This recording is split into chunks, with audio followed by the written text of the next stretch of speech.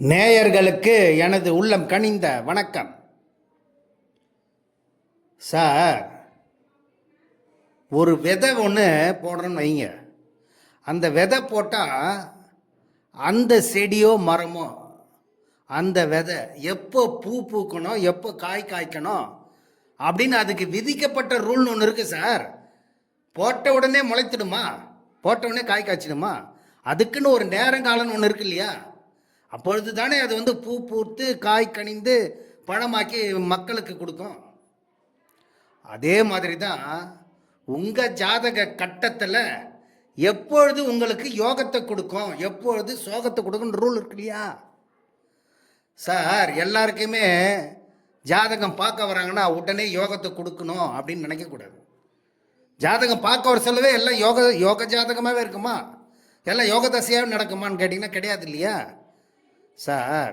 அப்படி தான் ஒரு மனிதர் ஒருத்தர் என்கிட்ட, சார் நான் எல்லாவற்றையும் இழந்து நிற்கிறேன் சார், ஒன்றுமே இல்லை சார் என்கிட்ட. எவ்வளவு காலமாயிடுச்சு? 50 வயதாகிவிட்டது, 55 வயதாகிவிட்டது, இது வரைக்கும் எனக்கு முன்னேற்றமே கிடையாது அப்படின்னு ஒருத்தர் ஜாதகத்தை எடுத்து வந்தார். அவர் ஜாதக கட்டத்தில் பார்த்தீங்கன்னாக்கா லக்னத்திலிருந்து 5ஆம் வீட்டதிபதி என்று சொல்லக்கூடிய பூர்வ புண்ணியாதிபதியும், லக்னத்திலிருந்து 9ஆம் வீடு என்று சொல்லக்கூடிய பாக்கியாதிபதியும் லக்னத்துக்கு 6, 8, 12 மறைந்திருக்காங்க சார். அப்படி 6, 8, 12ஆம் இடங்களில் பாக்கியாதிபதியும் பூர்வ புண்ணியாதிபதியும் எந்த ஒரு ஜாதக கட்டத்தில் மறைந்திருக்கிறதோ இவர்கள் எல்லாம் 45, 50 வயது காலத்திற்கு பிறகு தான் சார் மிகப்பெரிய சாதனையை செய்ய போகிறாங்க.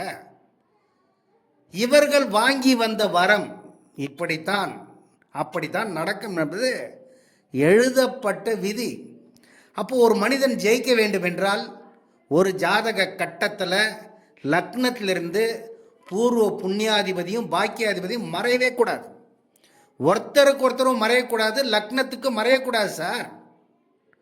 சார், அப்போ ஒரு ஜாதக கட்டத்தில் எப்போ தான் சார் எங்களுக்கு மிகப்பெரிய யோகத்தை கொடுக்கும், பணத்தை அள்ளி கொடுக்கும்? ஏழ்மை நிலையில் இருக்கக்கூடிய ஒரு மனிதன் மிகப்பெரிய கோட்டீஸ்வர தர வரிசையில் இடம் பெறுவாங்கன்னு பார்த்தீங்கன்னாக்கா பணபரஸ்தானம் இருக்கு சார். ஒரு ஜாதக கட்டத்தில் உங்கள் ராசி கட்டத்தில் பணபரஸ்தானம் என்று சொல்லக்கூடிய லக்னத்திலிருந்து 2ஆம் வீட்டு அதிபதி, முக்கியமாக லக்னாதிபதி நல்ல நிலையில் இருக்கணும் சார். லக்னமும் கெட்டு போயிடக்கூடாது, லக்னாதிபதி நல்ல நிலையில் இருக்கணும். அதற்கடுத்து லக்னத்திற்கு 2ஆம் இடம் என்று சொல்லக்கூடிய தனஸ்தானாதிபதியும், 5ஆம் இடம் என்று சொல்லக்கூடிய பூர்வ புண்ணியாதிபதியும், 8ஆம் இடம் என்று சொல்லக்கூடிய அஷ்டமாதிபதியும், 11 என்று சொல்லக்கூடிய லாபஸ்தானாதிபதி. இவர் தான் சார் இந்த 2, 5, 8, 11 இந்த ஸ்தானங்கள் எல்லாம் பணபர ஸ்தானங்கள் சார். இந்த ஸ்தானத்தினுடைய தசாக்காலம் வரும்பொழுது அந்த வீட்டு அதிபதிகள் நல்ல நிலையில் அமர்ந்து, அந்த வீட்டு அதிபதி இந்து லக்னத்தினுடைய அதிபதியுடன் சேர்ந்திருந்தாலோ, அல்லது அந்த வீட்டு அதிபதி இந்து லக்னமாக அமர்ந்திருந்தாலோ, அல்லது புஷ்கர நவாம்சத்தில் அமர்ந்து இருந்து அந்த தசாக்காலம் வந்ததே என்றால் இவர்கள் மிகப்பெரிய ஒரு பணத்தை கொட்டி கொடுக்கக்கூடிய ஸ்தானங்க சார். இந்த சமயத்தில் அந்த ஜாதகத்துக்கு இப்படிப்பட்ட தசாக்காலெல்லாம் வந்துடுச்சுனாக்கா 2, 5, 8, 11 ஸ்தானங்களில் நல்ல நிலையில் அமர்ந்து அந்த தசாக்காலம் வந்துவிட்டது என்றால் இவர்களுக்கு ஏழ்மை நிலையில் இருந்தாலும் அந்த சமயத்தில் மிகப்பெரிய ராஜயோகத்தை கொட்டி கொடுத்துரும் சார். மிகப்பெரிய அளவில் பணத்தை அள்ளி கொடுத்துரும் சார்.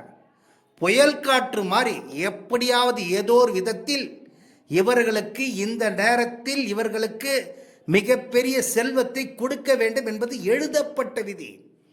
இவற்றையெல்லாம் பிரம்மனே நினைச்சாலும் மாற்றவே முடியாது சார். ஏனென்றால் ஒரு விதை எப்பொழுது பூ பூக்கும், எப்பொழுது காய் காய்க்கும், எப்பொழுது அது பழத்தை வழங்கும் என்பது விதிக்கப்பட்ட விதி இருக்கு இல்லையா? அதே மாதிரி தான் ஒவ்வொரு ஜாதகமும் ஒரு யோகத்துக்கு சொந்தக்காரனாக வரும்.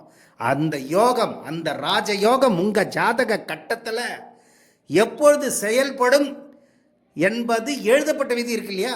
அப்பொழுது தானே அது செயல்படும். நீங்கள் ரொம்ப சோகத்தில் இருக்கீங்க, நான் மொத்தத்தையும் இழந்து நிற்கிறேன் சார், அப்படின்னாக்கா உடனே கொடுத்துடுமா? நீங்கள் இந்த கர்மாவை அனுபவிக்க வேண்டும் என்பது எழுதப்பட்ட விதி இருக்கு இல்லையா? அந்த கர்மாவை அனுபவித்த பிறகு தானே சார் உங்களுக்கு ராஜயோகமே செயல்படும். அதனால தான் உங்கள் ஜாதக கட்டத்தில் லக்னத்திலிருந்து 2ஆம் வீட்டதிபதி, 5ஆம் வீட்டதிபதி, 8ஆம் வீட்டதிபதி, 11ஆம் வீட்டதிபதி, இந்த ஸ்தானங்கள் எல்லாம் பணபர ஸ்தானங்கள். இந்த பணபர ஸ்தானத்தினுடைய அதிபதி இந்து லக்னத்தில் அமர்ந்திருந்தாலோ அல்லது இந்து லக்னாதிபதியினுடன் சேர்ந்து அமர்ந்திருந்தாலோ அல்லது புஷ்கர நவாம்சத்தில் அமர்ந்து உங்களுக்கு தசாக்காலம் வருதா பாருங்க சார், மிகப்பெரிய அளவில் நீங்கள் வாழ்க்கையில் ஜெயிக்க போகிறீங்க. உங்களுடைய சொந்த பந்தங்கள் எல்லாம் வியந்து பார்க்கக்கூடிய அளவிற்கு உங்களுடைய வாழ்க்கை தரம் மாறப்போகிறது என்பது தான் எழுதப்பட்ட விதி. இந்த விதி உங்கள் ஜாதக கட்டத்தில் இருக்கான்னு செக் பண்ணிக்கிங்க. அப்படி செக் பண்ண தெரியவில்லை என்றால் இந்த தரணி ரமேஷ் ராஜை தொடர்பு கொள்ளுங்கள். உங்கள் சந்தேகங்கள் அனைத்தையும் நிச்சயம் நிறைவேற்றி வைப்பார் என்று கூறி விடைபெறுகிறேன். நன்றி, வணக்கம். மேலும் நேயர்களே, இந்த சேனலை பார்த்துவிட்டு சப்ஸ்கிரைப் பண்ணுங்கள், பெல் பட்டனையும் ப்ரெஸ் பண்ணி ஆல் பட்டனையும் ப்ரெஸ் பண்ணுங்கள். அப்பொழுது தான் நான் போடும் வீடியோ உங்களுக்கு உடனுக்குடன் வந்தடையும் என்று கூறி விடைபெறுகிறேன். நன்றி, வணக்கம்.